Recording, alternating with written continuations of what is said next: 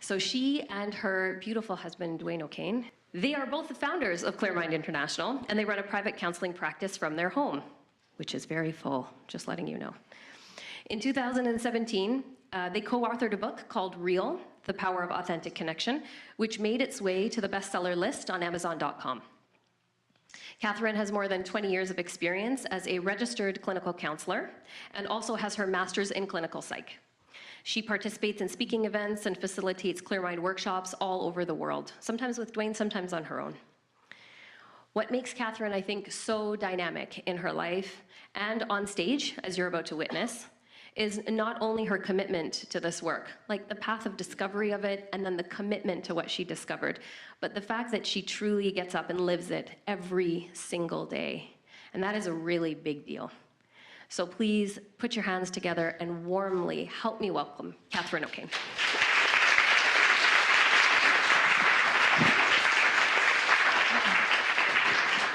Thank you, thank you. So how many of you have asked yourself that question, what am I here for? What does it actually mean to live a life that matters? I think this is a question that human beings kind of circle around in many ways for our whole lifetime. And normally what we end up landing in is, I want to make a difference. I want to have impact in some form or fashion. And it's no accident that this lecture is titled Living a Life That Matters. Literally, one of the definitions of the word matter is to have impact, something that is significant. The other definition of the word matter is the substance from which something is made.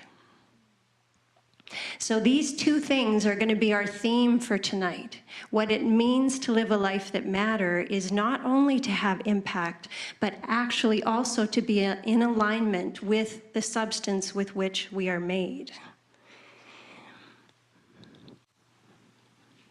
So I'd like you to meet my wonderful daughter, Erin.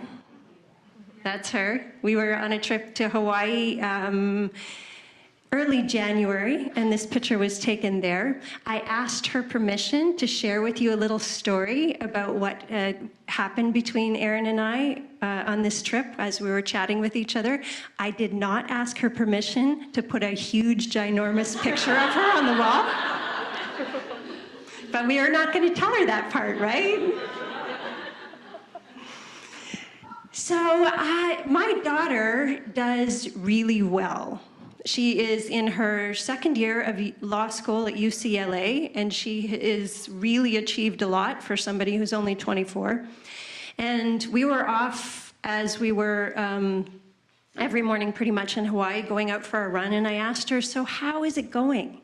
Are you enjoying this trip that you're on?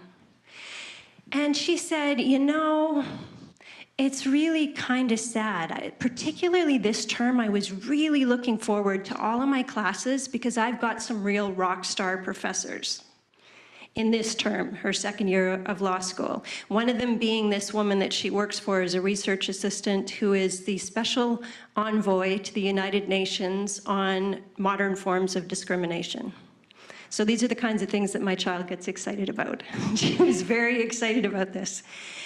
And she said, you know, I'm in these classes and it just starts feeling so awful because it's like everybody's performing for the rock star professor. And it wasn't like that at undergrad, because when I was in undergrad, my daughter's also an introvert like me. When I was in undergrad, sometimes I would just find myself speaking without even having to think about it because I was so excited about what everybody was talking about. I didn't have that performance thing going on.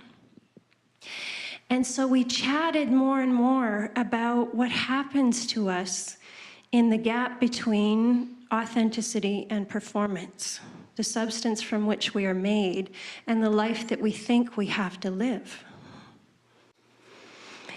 And I believe for many of us, not my daughter included, she's 24, it's to be expected at her life stage, and living in this culture, I don't think you can get away without feeling the crazy pressure to perform.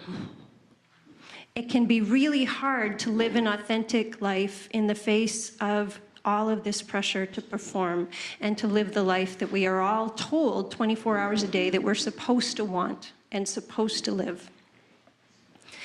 The gap between what is genuinely important to us and how we choose to live is critical. It's like all of us are a radio station, right? Inside, I might love jazz music. Jazz is my thing. I love it. But weirdly, I start broadcasting country and western 24/7. That's what I'm broadcasting all the time. So to keep going with that metaphor, the way to live in integrity is to learn, if I love jazz, how do I then broadcast jazz? How do I do that? And not to leapfrog all the way to the end, but I will tell you that whatever happens from you bringing your real self into your life has to be the right thing. It has to be. It can't be wrong, ever. So we're going to use the word grace in order to make the concepts that we're going to talk about here easy to remember. I like doing this. It's one of my favorite things. We're going to travel down, and we're going to bounce off the bottom, and we're going to go back up by the end of tonight. So the letter G is the first thing that we have to address on this path to living a life that matters, and it stands for the core issue that blocks us from authenticity. I'm doing animations tonight. It's the first time I've ever tried animations. I'm really kind of excited about my animations. So guilt and shame. Do you not just cringe a little bit even when I say those words, guilt and shame? They're really, really difficult emotions. And because they're such difficult emotions to allow yourself to experience, we end up managing them in really unhelpful ways. Psychologically, we lock them down into what Dwayne and I often refer to as the basement of our psyches. And we all have a basement living inside of us at an emotional level. We all have these fears about not being good enough, or being flawed, or being unlovable. We're more or less aware of them depending on how we end up managing it. And they come from really early experiences. When we're young, the very first part of our brain to get wired up is our emotional connections, our emotional self. And that happens because bonding is so vital and so important when we're young.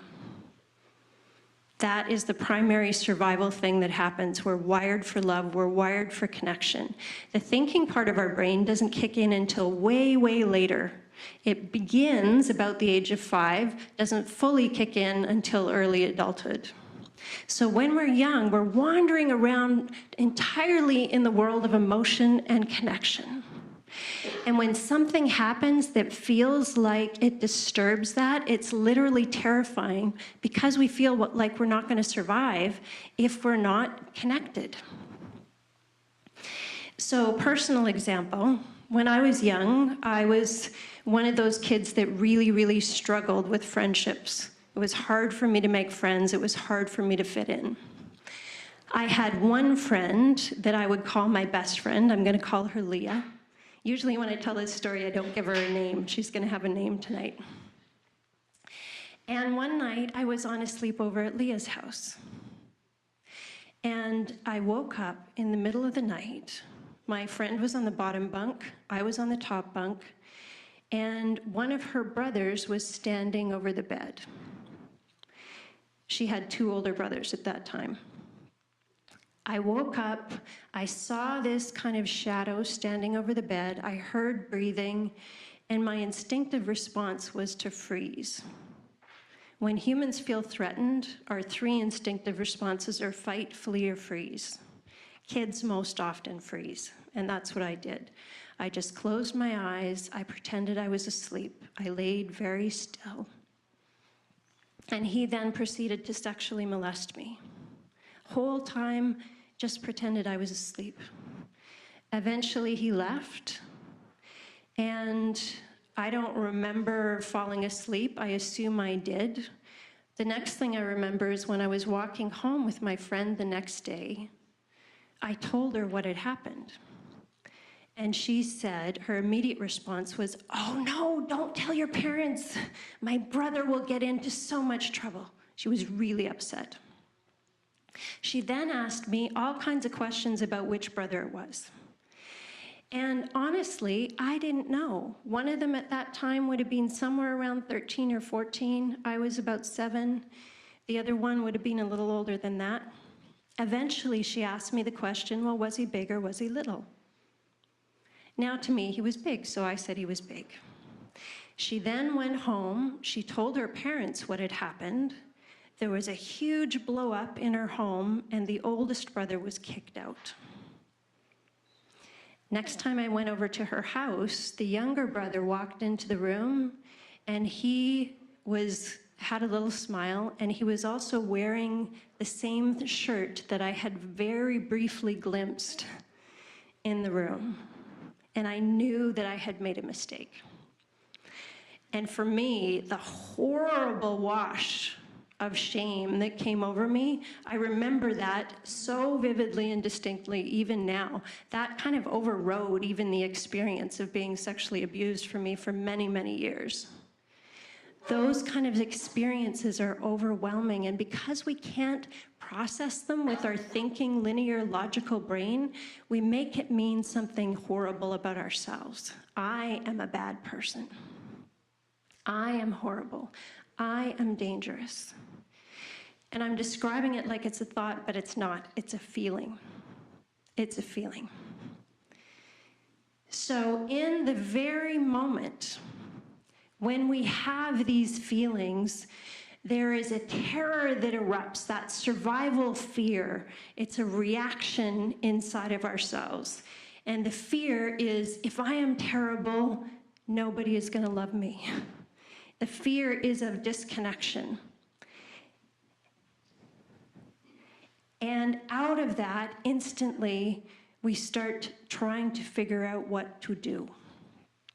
So these things happen really, really close together, right? Oh no, who I am is terrible and not good enough. What do I have to do to get the love back? We try behavior A, doesn't work. Behavior B doesn't work. Behavior C, bingo. It works. So who I really am is not lovable. I will become behavior C. So what did I decide? Who I really am isn't good enough for my friends. I am going to become a pleaser. I am going to perform. And I will never make mistakes because they are obviously horrible and dangerous. So who I really am in my basement is not good enough. I am going to hide that with all of my nice strategic behaviors. And over the course of our lifetimes, we develop all kinds of these hide, pretend, defend strategies that are all meant to keep not only others away from our basement, but also ourselves away from our basement. Because the minute we or somebody else gets close to us, that same fear erupts. It feels really scary. And the basement is really uncomfortable. We'll do anything to avoid that discomfort. We numb ourselves with substances, including food, with distraction, TV and internet. And we avoid anxiety-triggering situations. So we avoid going anywhere in life that starts to wake up those same old scary, scary feelings. We are constantly making decisions according to what is going to keep our anxiety at bay. You know what the #1 fear is of humans in North America? Public speaking. It trumps death. Honestly, #1, death is #5. We fear shame more than we fear dying. We fear making a fool of ourselves more than we fear dying. That is crazy, and it's human.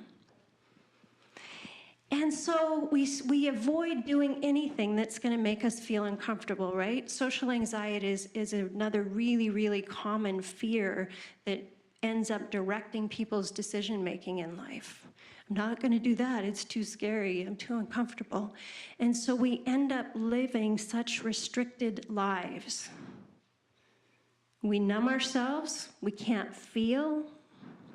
And the difficulty with doing that is you can't selectively numb.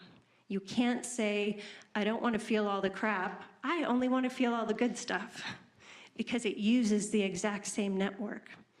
So we numb ourselves, we deprive ourselves of actual experience, and we also end up restricting our decisions and our vision of what's possible. So that it's like we're looking through a little tiny crack in the door and can only see this many possibilities because everything else is really dangerous.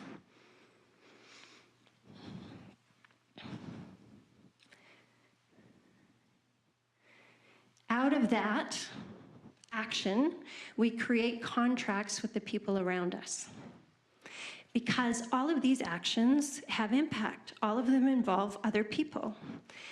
The world expects you to be a particular way, and it responds accordingly, right? When you play country and western, you will have people in cowboy hats showing up in your life. And you will be very puzzled about that. Why? I love jazz.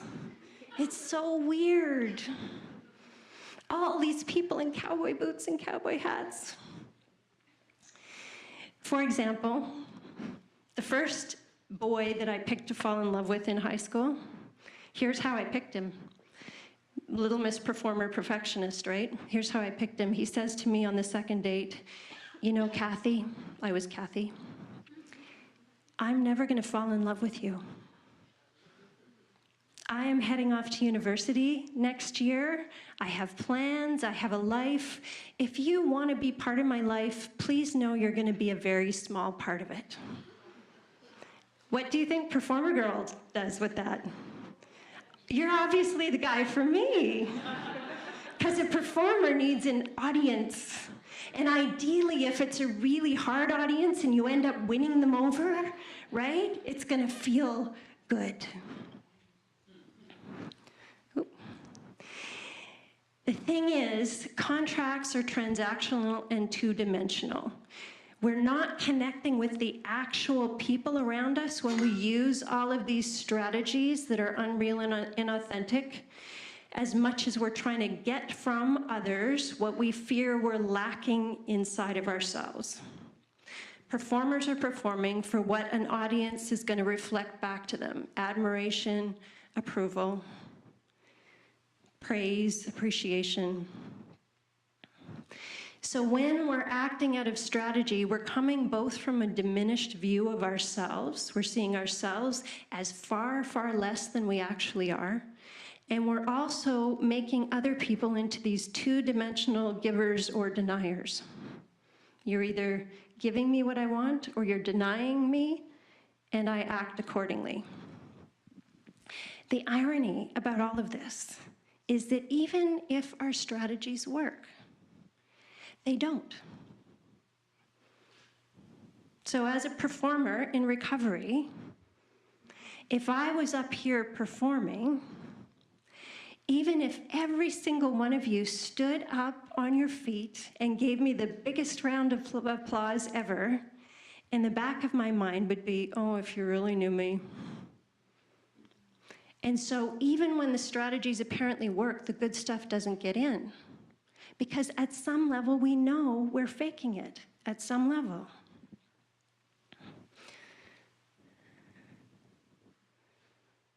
The crux of the whole thing is emotional vulnerability.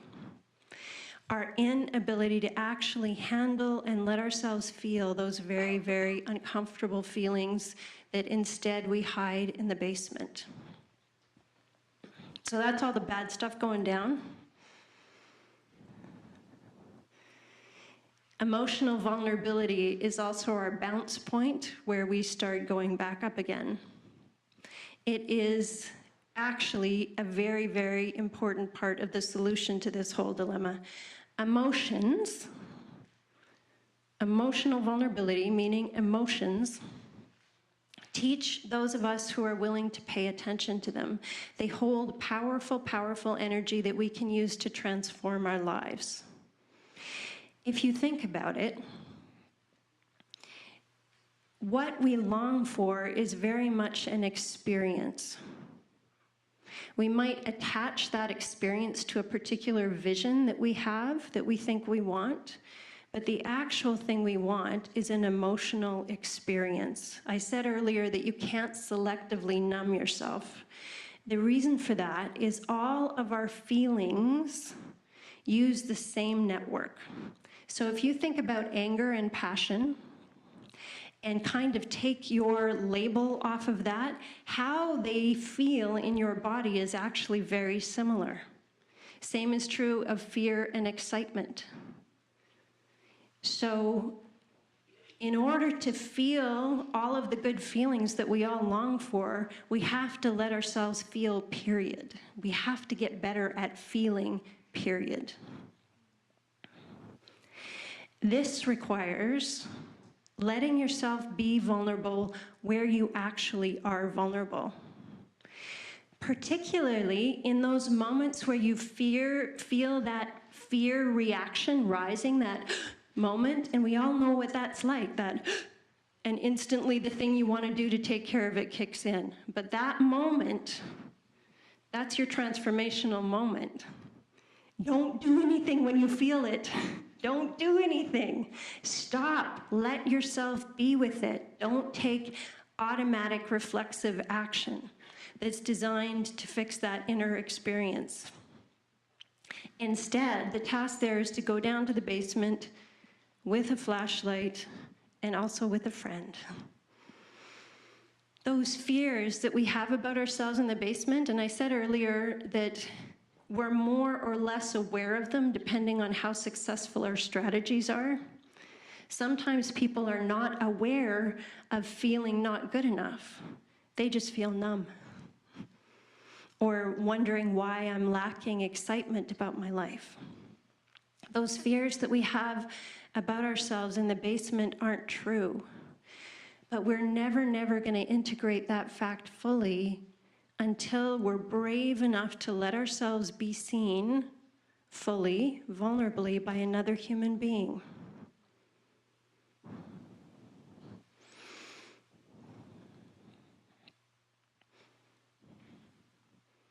Isn't that a beautiful animation? I'm very excited. Vulnerability invites real connection, which is really, really different than transactional contracts. Real human connection with a real other human being. If you think about what it's like to be with somebody who's legitimately vulnerable, right? Who is legitimately maybe crying and in that state, doesn't your heart open up? You want to lean towards them. It's actually attractive in a really weird way. And the reason it's attractive is because it's real. It's authentic.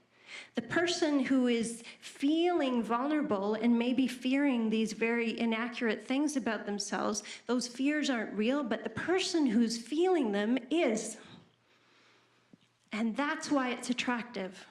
So somebody is vulnerable, we lean in, our hearts open, and suddenly we have this moment and this feeling of being seen and known. I am frightened that I'm not good enough, and I look into your eyes and I see love and acceptance. That changes how you feel about yourself.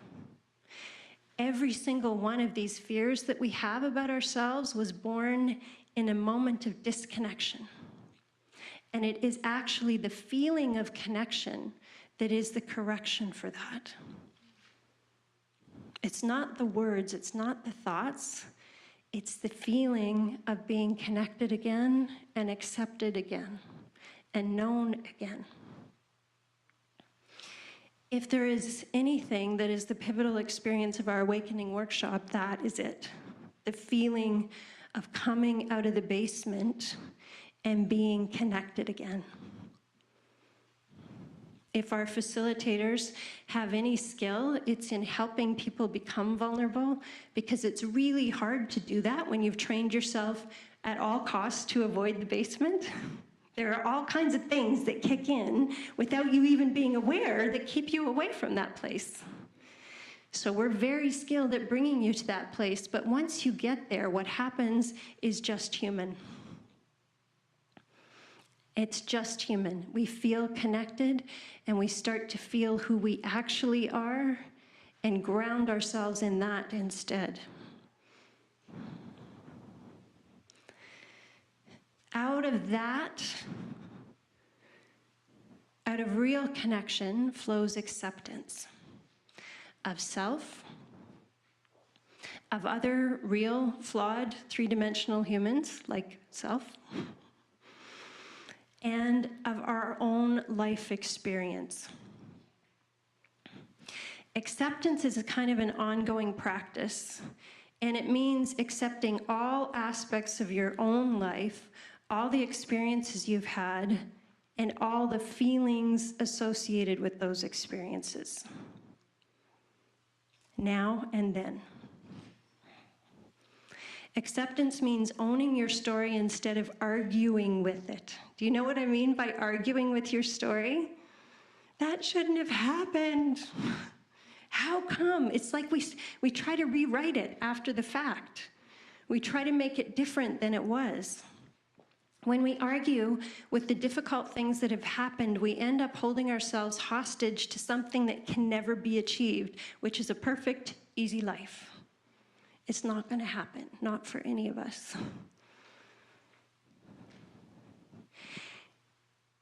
Healing is a process of addition and not subtraction, and it concerns me sometimes, particularly in the kind of personal development arena, that people start to get the idea that healing comes from kind of erasing your story and erasing your past and getting rid of it.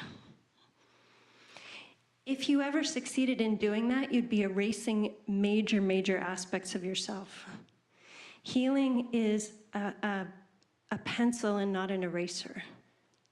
It comes from expanding the context around those difficult things and rewriting that story in a way that you can live with it and actually feel good about it and own it and be it.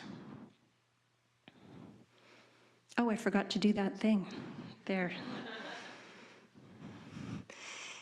Your story has actually helped you to become who you are, and who you are is perfect with all your flaws, with your story, coming out of it.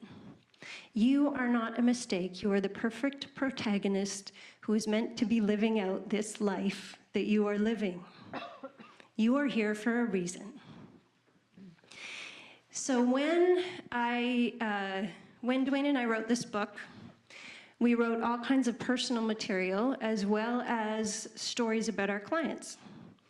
The stories that we wrote about other people, we changed details so nobody would ever recognize themselves or others. That's a little more difficult to do with your own story. So as I was writing this story, as we were doing our homework around our book, meaning talking to the people who are going to recognize themselves in this story, it suddenly occurred to me, if by any weird chance my friend Leah runs across this book, she's going to recognize herself. She wouldn't not recognize herself. So I went on Facebook, and I found her. It wasn't really even that hard. I have no idea why it never occurred to me to try and look for her, because she actually disappeared out of my life very shortly after what happened with her brother, I think because she felt so ashamed, ultimately. And so I got in touch with her. And I said, after the chatty thing that you always do in the beginning, so I wrote this book. I'm going to send you what I wrote. Send. The very next morning, I wake up and these emails, two of them actually appeared, one from her and one from her sister. She starts by saying, I am so sorry. I am so sorry that that happened to you, which is not really her place to do because she didn't do it, right? She was a kid just like me.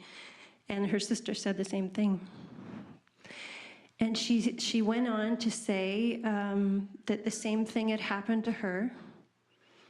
The implication was that her dad was also an abuser, probably of the brothers.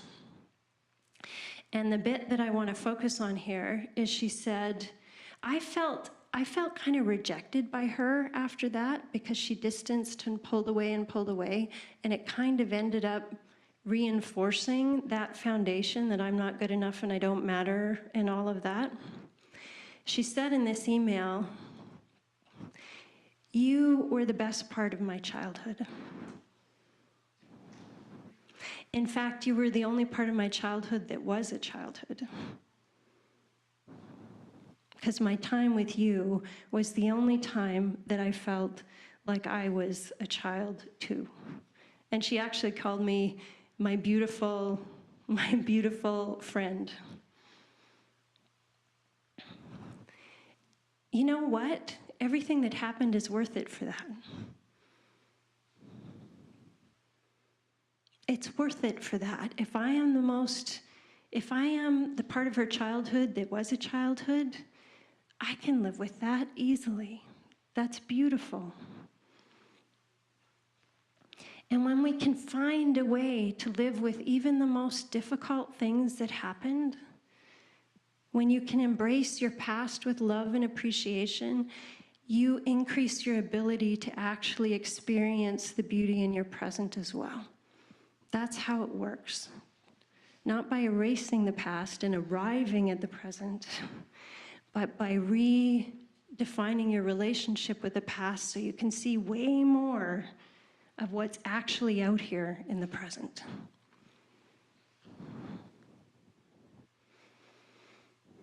Oh, I forgot to fix those fonts, sorry. I'll read it to you instead. Eckhart Tolle said, accept, then act. Whatever the present moment contains, accept it as if you had chosen it. Always work with it, not against it. This will miraculously transform your whole life. I love that, accept, then act. Accept it as if you had chosen it.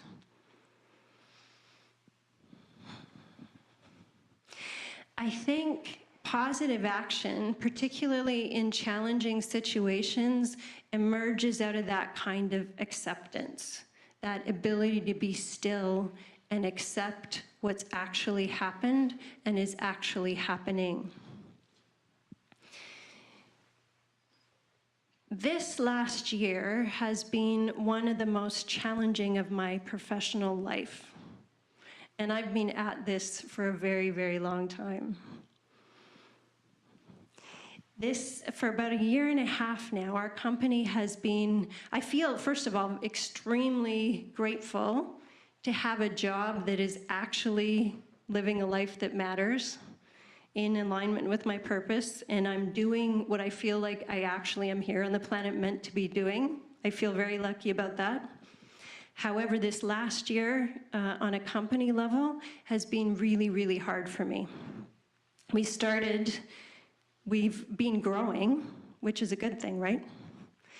And this growth eventually required a restructuring process, which means a consultant comes in and looks at every nook and cranny of your organization and starts shuffling everything around and suggesting different ways of doing things and blah, blah, blah. So we were going through this process. Change is never a nice, smooth, easy trip, right? When you go in for counseling and you say, I want some help to change, here's what we picture. Just a little upward gentle, like that, smooth, easy. Here's what it actually is. Like that. Change is way more bumpy than most of us expect. So our company was going through all of these bumps. It was like this great big ship traveling through a lot of turbulence. Plane, not ship, right? Ship, waves, plane, turbulence. Plane. And in the middle of one of these moments of turbulence and turmoil, out goes a survey to all corners of the corporate Clearmind world. A survey, an anonymous survey to solicit feedback. Out it goes. And it returns. Whoosh. Now, I am used to getting feedback. I get feedback all the time. Some of it often is lovely and beautiful and wonderful. Some of it is difficult. Some of it is really weird. We had, a few years ago, there was one particular guy who would consistently come to Dwayne and my lectures. Every single month he would come. And sometimes we talk together, Dwayne and I, sometimes we talk separately, it depends, right? Here is what would happen.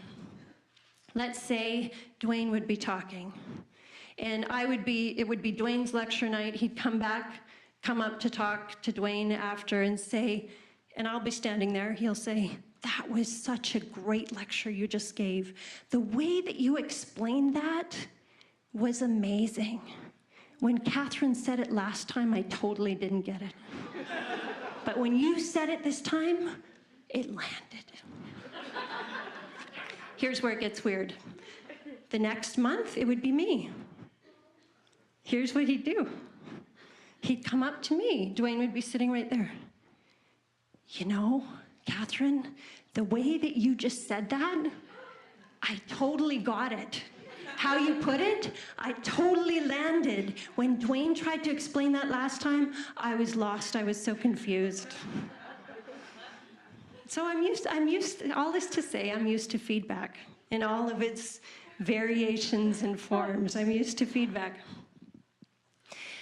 But what comes back in the survey? Shh. Some of it lovely. Some of it, giving exactly what we need, which is the information we need in order to change. Some of it deeply harsh and personal. Really harsh. So, and I say personal as if it was about me. One of the things that happens in our company is our team refers to Dwayne and I as if we're one person. They often call us D and C, and in writing it will be D/C, the entity. So some of the things were written about that entity, but I also know it was meant to be me. So it really hit me.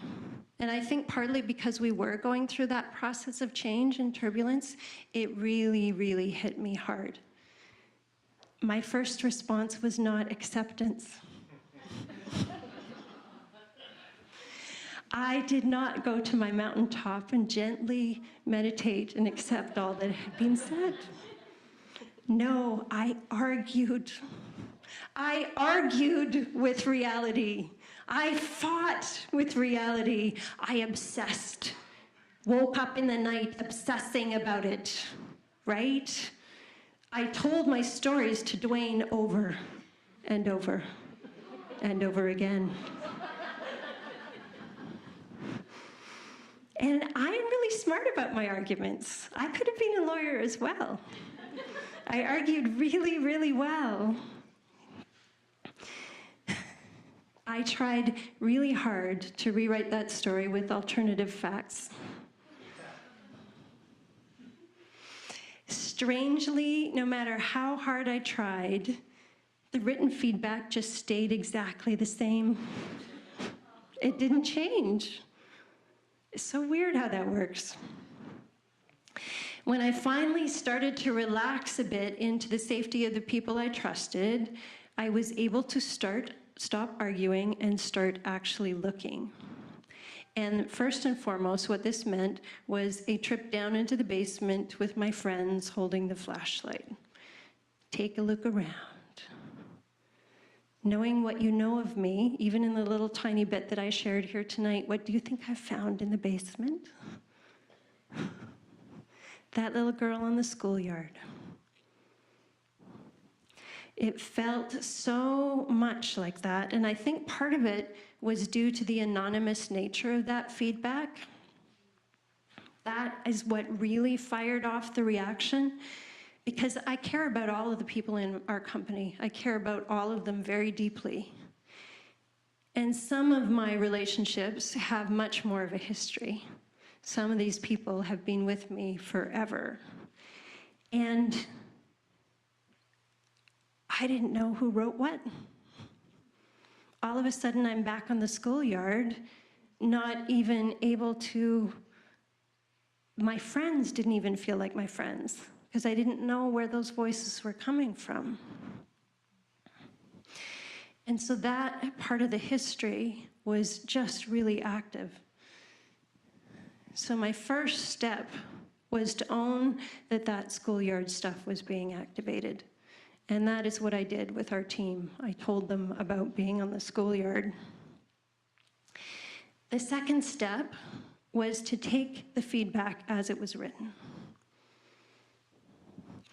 I think we do people a disservice when we kind of interpret or rewrite what is being given to us. It's important when somebody says something to you to actually let it be what they've said to you. And so the task was to go through that feedback and look for the grains of truth. We've heard that saying, grains of truth. Sometimes they're boulders. They're not grains. But we use that term. And we had months of meetings on this feedback. In a small circle, months. It was very painful, that whole process. Coming out of it, what I learned about myself is, first of all, that I so wanted to be part of our team. I so wanted to be part of the group that I really failed to appreciate the greater power that my role has in this organization. So I have a very direct style, which is one of the things that I like about myself. But when you're kind of the mummy, for lack of a better label, and you say something direct, it can be experienced as way more harsh than what you're actually meaning to say. Right? Two people could say the same thing, but what if one person has power and the other doesn't? This person, it's going to be felt as far more harsh than the one who says it this way. So because I wanted to belong so badly, I hadn't really appreciated that I belong as a mom. That's my job. And I don't mean that our team is kids. They're not kids. But there's no getting away from that power differential. Second point, and this might sound like a little bit of the opposite of the first, but it's not. My performer, I think, set people up to have expectations of me that I couldn't meet. I like to do things really well. I try really hard. It's one of my gigs. This leads people to expect me to do things really well and try really hard. So I'm not a perfect mother even to my own child. I am not going to be a perfect mother to the company. Part of my task coming out of all of that reflection is to acknowledge that the role is to bring my humanity. The role is the mother. My humanity is the real gift there, right? So I can't get away from the role, but I can still be a real person inviting real connection in that role. And so the conclusion to that whole story, recently, and I know that it came from my staff, I was nominated for this big award. And it's come through my staff. Our team nominated me. And one of the things I know for sure about our team is they wouldn't say nice things about me if they didn't mean it. So it's really touching and meaningful that this came from the people. It's like my schoolyard is friendly again for me. And not because of the award, but because of what the people did to make that happen.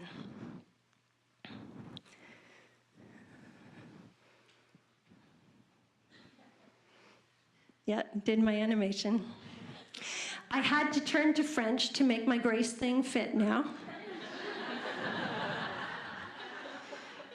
Raison d'être. Reason for being. This is literally the answer to what am I here for. Google says that your raison d'être, reason for being, is the most important reason or purpose for someone or something's existence. And the emphasis, most important thing, really fits for me here. Here's the deal. What is most important for each of us actually emerges out of the basement, which is the place we avoid. That's where it comes from. What's most important for me? Real connection. How come? Because of everything I've gone through in my life. If you read the biographies of people that you are inspired by, you will see the very direct link to what they are doing that is having impact to what they also experienced. If you wander around your life avoiding your basement, you're not going to find your purpose either, because that's what wants to emerge out of it. That's what wants to come out of it. Who you are coming out of that basement is more than you would have been had you not had those experiences. Who you are is more than you would have been without those experiences, even the difficult ones.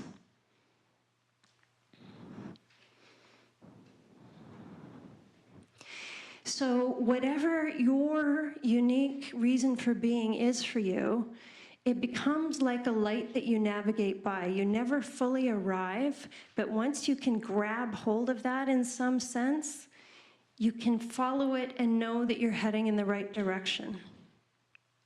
So when you have a choice to make, and you know your reason for being, the way to go becomes clear.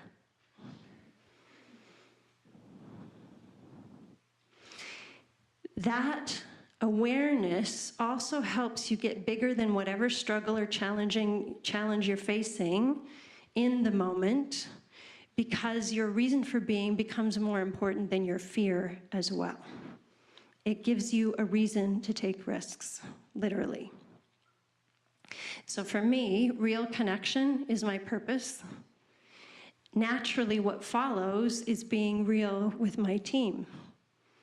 Confessing all of my schoolyard stuff, being a real person in real relationships. Does that feel just normal and natural and easy? No, it feels risky and it feels hard. But that is what lets us get over that fear bump, that inner reaction. There's a reason to do it that's more important than that.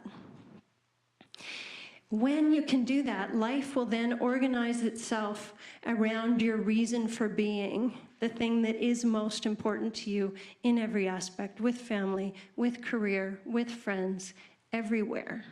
Because now, if you love jazz, you're broadcasting jazz. The people with berets will show up.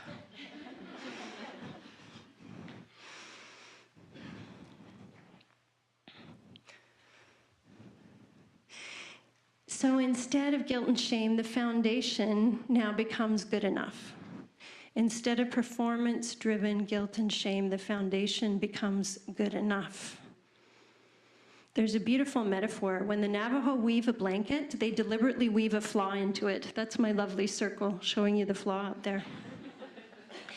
And the metaphor is that this flaw allows the spirit of the blanket to roam. And I think this is a beautiful metaphor for our own existence and for what we're here for. Where would we be without our flaws? That's what lets our spirit roam. That's what makes us who we are. They're beautiful. Dr. Kubler-Ross, who's one of the world's leading experts on death and dying, says, "It is not the end of the physical body that should worry us. Rather, our concern must be to live while we're alive, to release our inner selves from the spiritual death that comes with living behind a facade designed to conform to external definitions of who and what we are."